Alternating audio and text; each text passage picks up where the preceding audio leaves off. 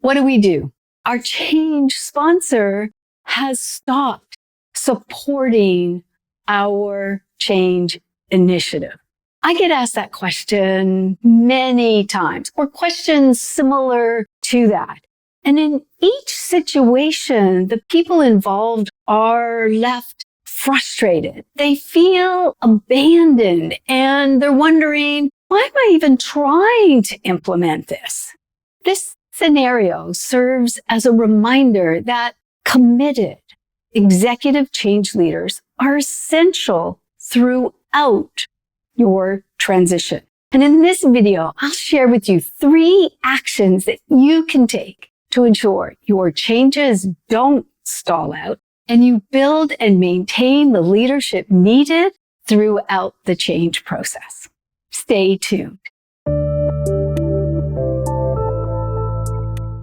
Before we talk about the actions, let me just clarify what I mean by the term change sponsor. In this context, the change sponsor is the person or group of people who made the decision and initiated the change. For example, it could be your CIO who recognized that the data processing system is at risk and needed to be updated. Or the HR director who initiates a new performance management process. Or even a team leader who recognized that cross-training among the team would be beneficial to the team and to the organization. These are the sponsors. In my experience, most sponsors don't intentionally abandon the change initiative, nor do they believe that they have. Sometimes they think their work is done. They've made the decision and delegated it to a team or their leaders and managers. In other cases, their lack of involvement is a desire not to micromanage. Or it could be a host of other reasons that has created the perception that they're not involved. Regardless of the reason, once that feeling of abandonment emerges, people start to question your commitment and how they can successfully implement the change, or even why they should be when it appears the person who initiated it is no longer supporting it.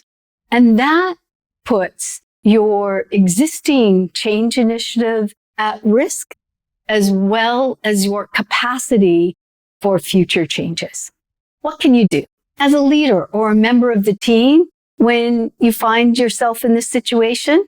The most important and very first thing is what to stop doing. And that is to stop making assumptions and judgments about why or what is happening.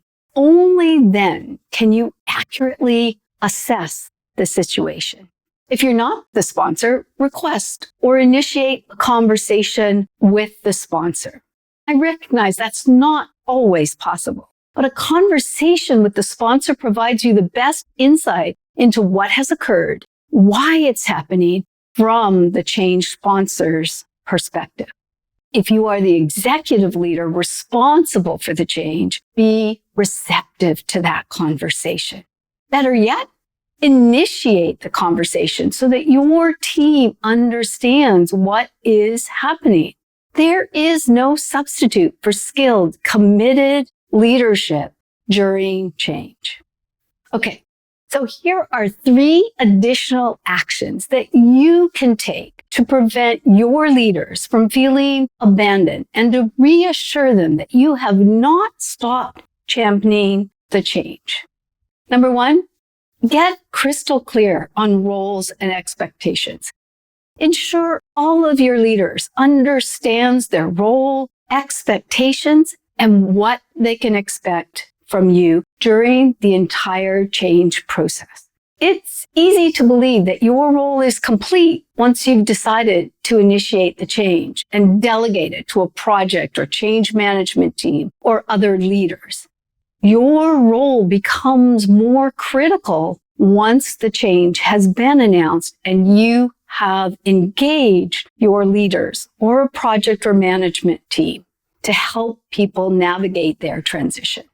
A skilled project and change management team is helpful, but it won't replace and is not sufficient to strong, committed leadership to enable successful and sustainable change. You need to advocate, model, and ensure the organizational environment will support the changes needed to achieve your intended outcome. Have you ever been in a situation where you were expected to lead a change, but were unclear about what your role was, responsibilities, and what you could expect from your leader? Write about it in the comment section below. The second action, stay connected and in sync with your team, leaders, and employees' level of readiness and their perspective of the change. It's only then that you can help your team make the necessary adjustments. Remember, you start your transition before anyone else. And for that reason, your level of readiness as a change sponsor will always be higher. Be careful not to get lulled into the false belief that they will keep up with you or that they are done their transition when you are done or you think the change should be done. I experienced this personally as an employee. I was in a management meeting when the senior leader, the change sponsor, congratulated all of us on the completion of a recent change. Everyone in the room kind of looked puzzled. We were puzzled because we had just scheduled our first planning meeting. Action number 3, actively recognize, account for, and communicate the impact your operational and external environments will have on every change initiative. Every change initiative and all of the changes inherent in any one initiative must be adopted within the context of your current operational environment.